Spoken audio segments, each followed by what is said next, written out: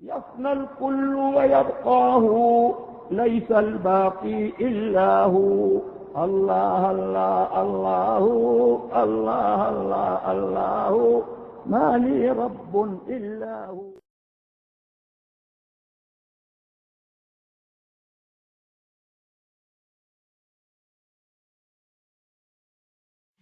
Bismillah ar-Rahman ar-Rahim. Continuing from where we left off yesterday, we were talking about the verses, or we're discussing the verses 8 to 13 of Surah Al-Baqarah. I've explained the first few verses, the tafsir of it, and I've done the translation of all the verses. I'm going to just go over the verses one time again, and then I'm going to stop and continue from where we left off, inshallah. Right?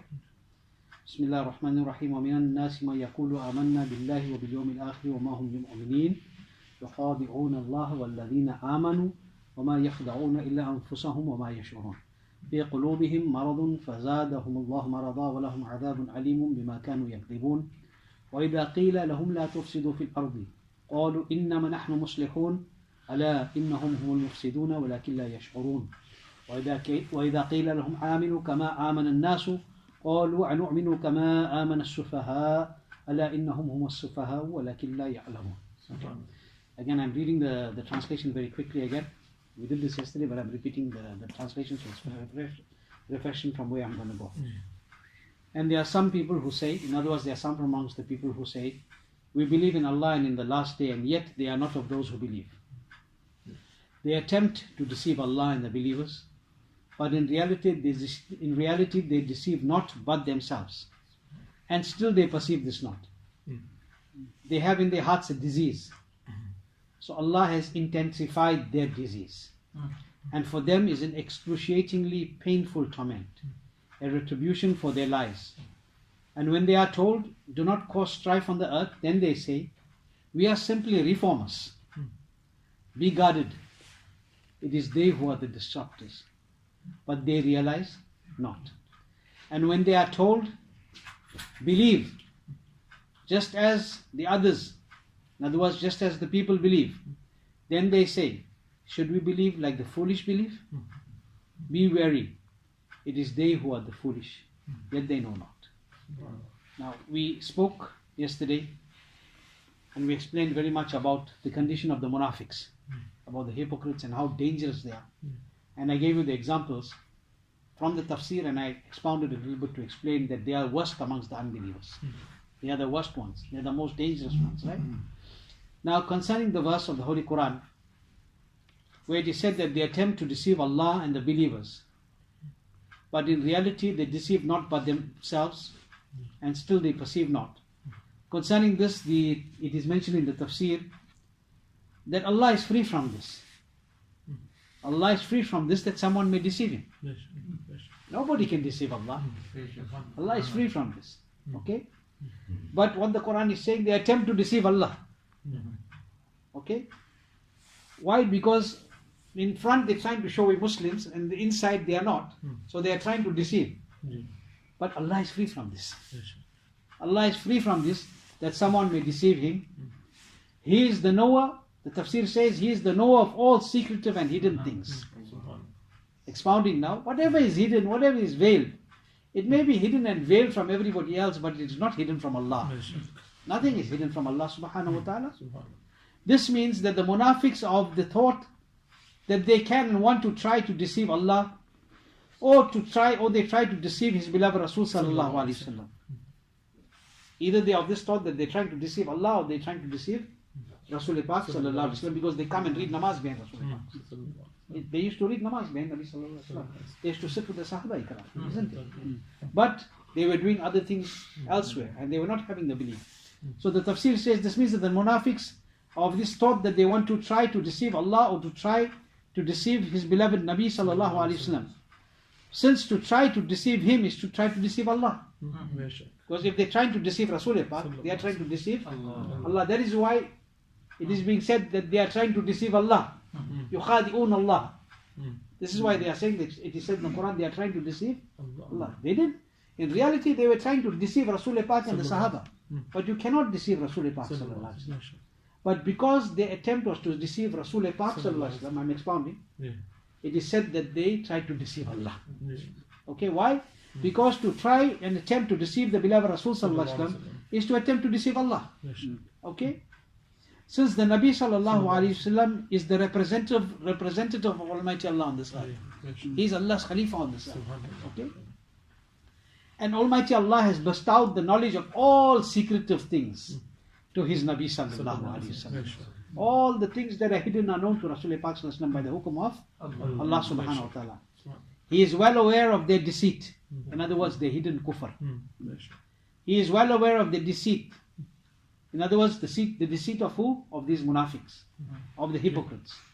So He has informed the believers of their deceit, making the believers aware. The believers have been informed of this deceit, making the believers aware. Thus, the deceit of the unbelievers will not work with Allah. The deceit of the unbelievers will not work with Allah because Allah knows everything. You can't deceive Allah. So it is said in the Tafseer that the deceit of these infidels will not work with Allah, neither with the beloved Rasul Sallallahu Alaihi Wasallam, nor with the believers, nor with the true believers. But in reality, what they are doing? What are they doing? They are deceiving themselves. They are deceiving themselves. They are lying to themselves. They cannot deceive Allah Subhanahu Wa Ta'ala. Okay? Now, from this, something very important has come up. It is stated here, there's a rule, there's a mas'ala that this verse proves that taqiyya is a major defect. Taqiyya is what? Deception. Deception. Like the Ravidi and the Shias, etc., they use what? Deception. They use deception. They believe in deception. Okay? And this ayat now is saying, is from reading this ayat, what this ayat proves? That taqiyya, deception, is a major defect. It's an aib. It's a very big aib. Okay? And any sect whose foundation is on the basis of deception, any sect whose foundation is on the basis of deception is corrupt and they cannot be trusted.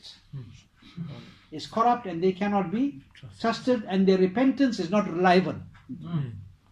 Their repentance is not reliable. In other words, we cannot trust their repentance because the basis of their sect and their belief is deception, is taqiyya.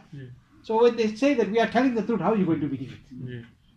When the basis of everything is about taqiyya, right? It is for this reason that the learned scholars have stated very clearly what they state. La tuqbalu tawbatu zindiq. They state very clearly that we do not accept the repentance of the zindiq.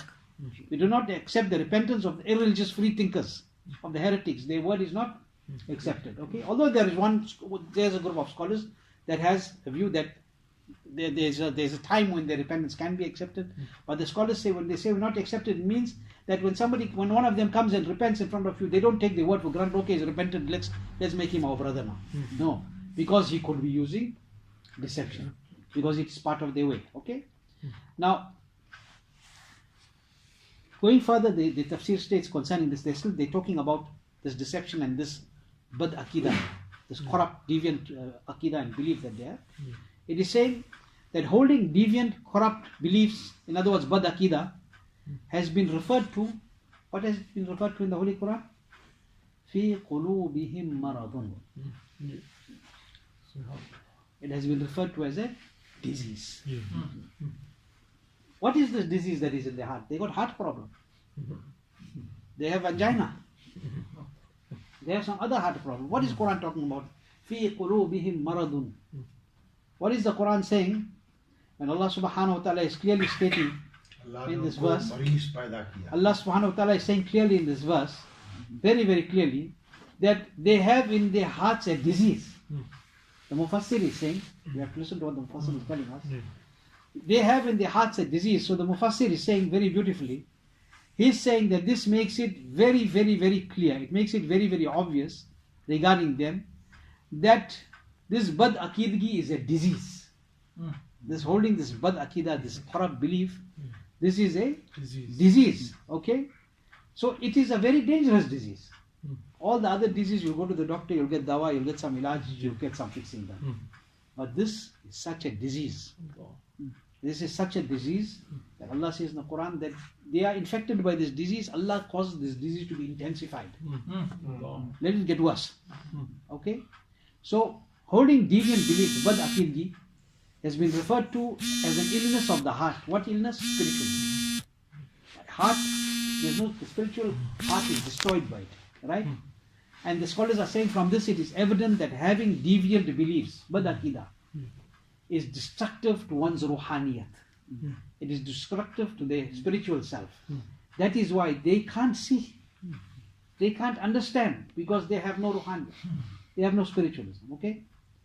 Another thing they tell us in the tafsir, that from this verse something else comes out, very important. What comes out from this verse? It is evident that to lie is haram. From this ayat it's proven that to tell lies, to lie is forbidden. And there is severe punishment for this. The adab for this is very, very, very intense. Now, regarding the unbelievers, it is being mentioned here, something that is very, very important in this tafsir, that, and when they are told do not cause strife on the earth, then they say we are simply reformers. Regarding these hypocrites, they say we are simply reformers, and they claim to be doing the right thing. But the tafsir concerning this verse is saying that free and open association with such unbelievers and to be hypocritical, in other words, to be insincere in deen because of them, to make them happy, to be hypocritical in deen and to be flattery with them, to flatter them, to be in this way because of them, and to become a compromiser in religious affairs, and to please them.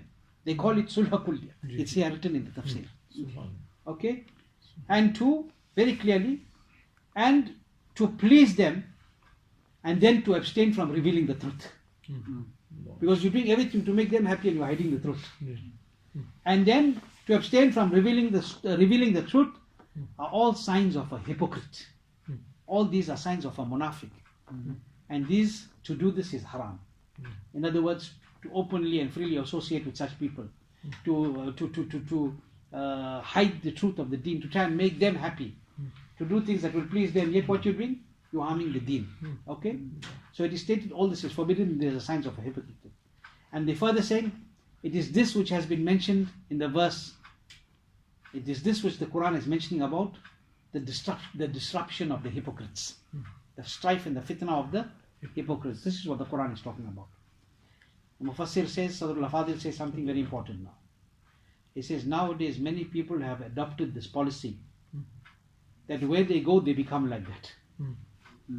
If they go to that side, they become like that side. If they go to some other side, they become like the other side. They say this time has become like that. That wherever people go, they become like that. He said, this is disallowed in Islam.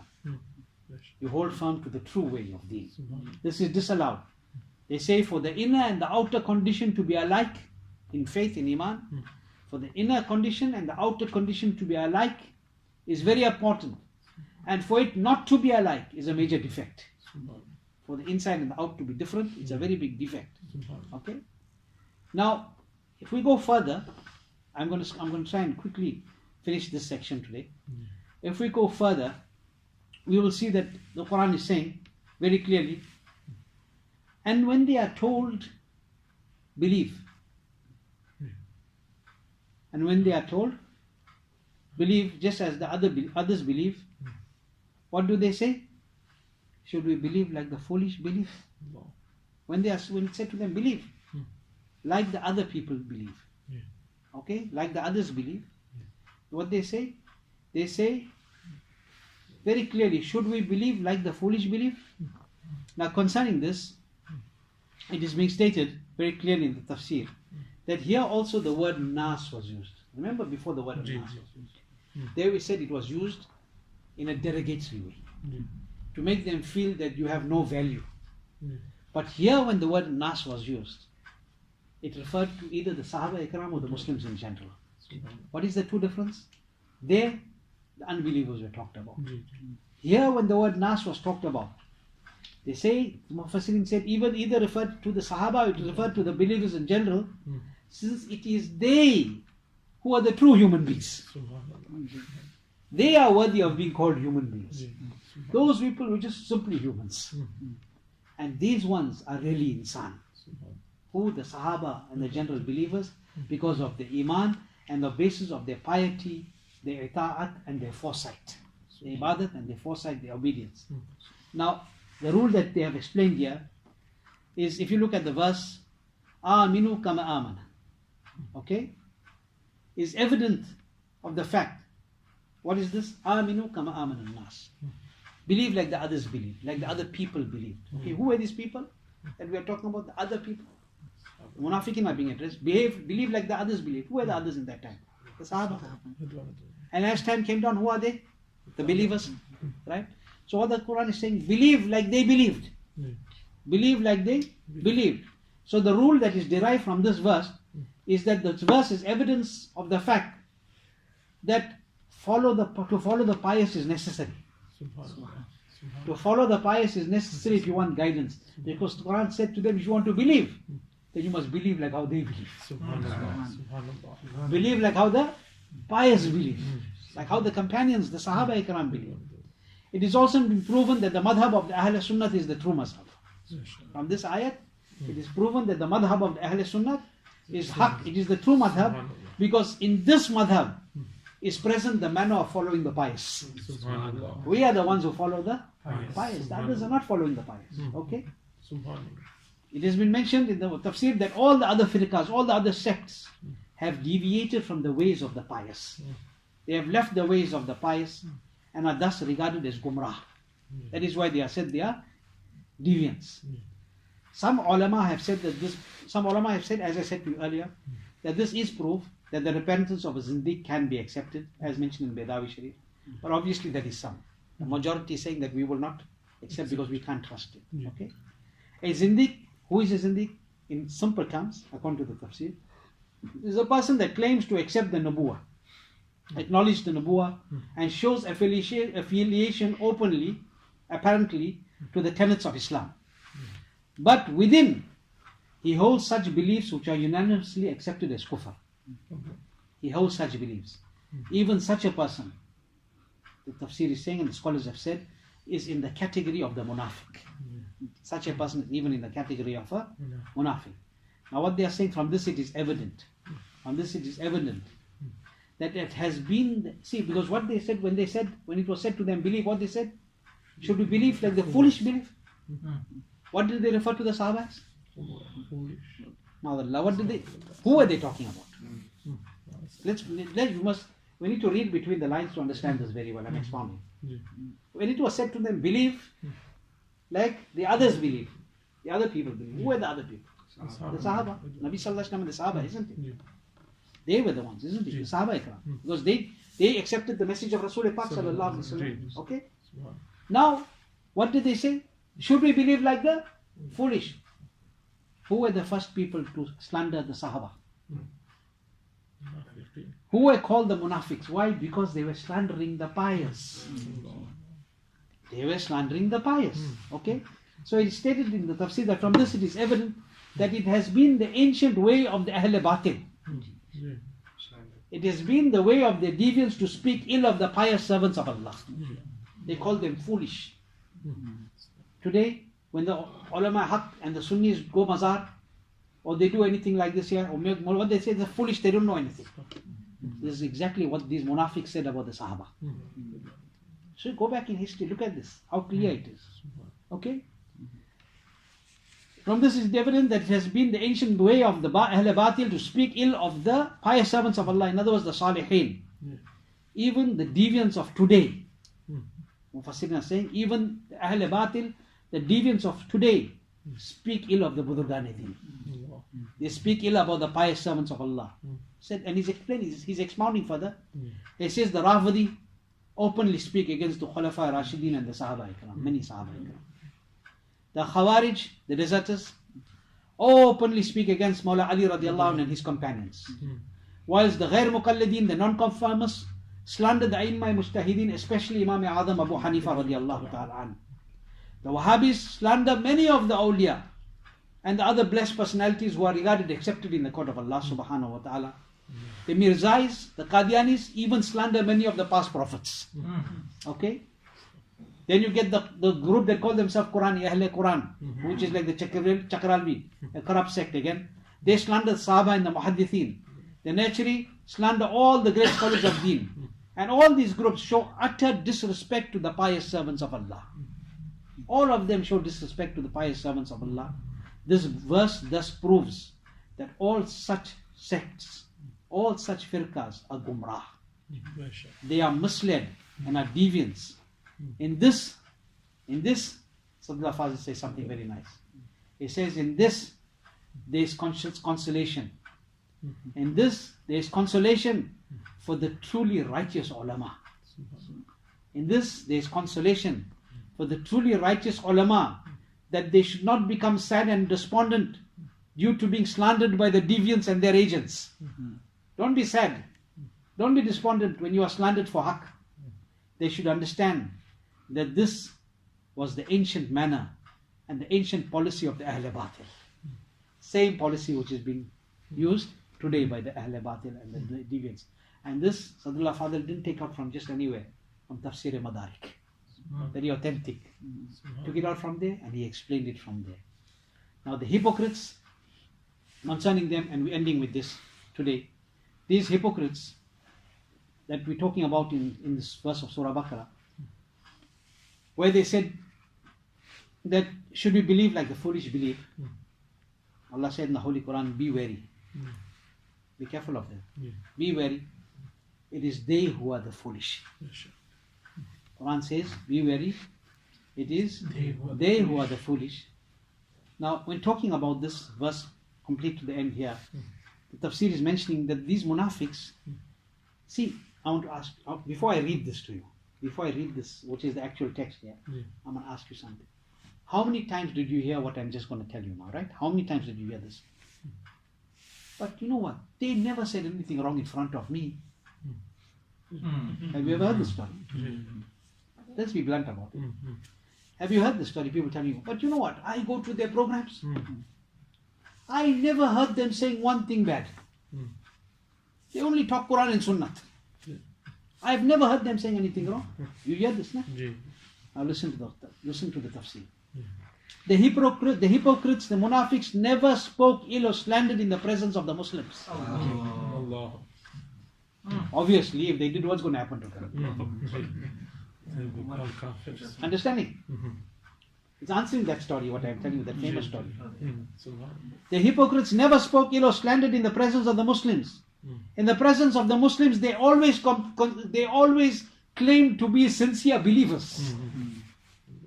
They made claims of their iman and their pure faith, right?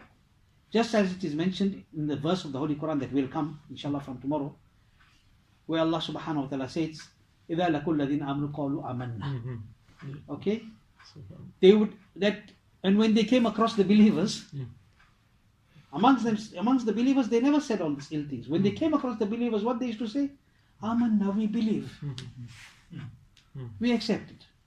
We believe. They used to say we believe, which is verse 14 of Surah Al-Baqarah. Okay, which you're going to come to now. They would express their evil thoughts. In other words, they spit and spew their venom in their private gatherings, in their own circles. That is where they did whatever they were doing. That is why the Quran is saying that they attempt to deceive Allah. They can't hide from Allah. Even what they were doing in their private, Allah Ta'ala told them about it. Okay? So they used to try and spew their venom in their private gatherings. Almighty Allah thus unveiled their reality. It's in Tafseer Cassim. Allah Subhanahu wa Ta'ala unveiled their reality. We're ending today's lesson. It was a little bit long one. Similarly, even today, the corrupt and deviant sects, hide their destructive and evil schemes. Even today, I'm expounding in 2 minutes, very quickly, so you can understand what I'm saying. I'm doing this because this Aqidah issue is important to understand. People tell you what, no, Whether they go to Mahabul Hay, they come to me, they come to Mahabul Rahim, anybody, what they want, tired, anybody, what they going to say? But Maulana, again, but they don't tell us these things. They don't talk what you're saying, they say. I joke about it and I say to people for them to understand. I said, if somebody wants to give you poison, he's going to give you one bottle, labeled with a red label, big writing, poison, better drink. That's how he's going to give you poison. No, you know what he's going to do? This fellow likes mithai. So he'll lace the mithai. Or he'll do that to the biryani. What do you think you get eating? Biryani. Mithai. You say, no, they never give. I'm telling you, they never give poison to my brother. They gave him biryani. I don't know how he died. You won't say that. You won't say that. If your brother had the biryani and he died, what will you do? You go and have it investigated. Send it for checking. What was inside there? How he ate that and he died. But when it comes to this thing, they want to say, but we never see. We never hear. Now listen what the Tafseer said. Similarly, even today, the corrupt and deviant sects hide the destructive and evil schemes from the unsuspecting Muslims. But Almighty Allah unveils their hidden agendas. They can try. Allah unveils their hidden agendas and their devious ways from their very own words and writings. From their very own words and writings. Ala Hazrat radiallahu anhu in the Zamana unveiled by the hukum of Allah their words from their own writings. Allah Hazrat opened it to the people, but in reality this was from the court of Allah. Okay, the Buddha unveiled it by the hukum of Allah from their own words and writings, so that we may be alert against such people. So that we may be alert and not be duped into the web of deceit. Okay, this ends up to ayat number 30. Inshallah.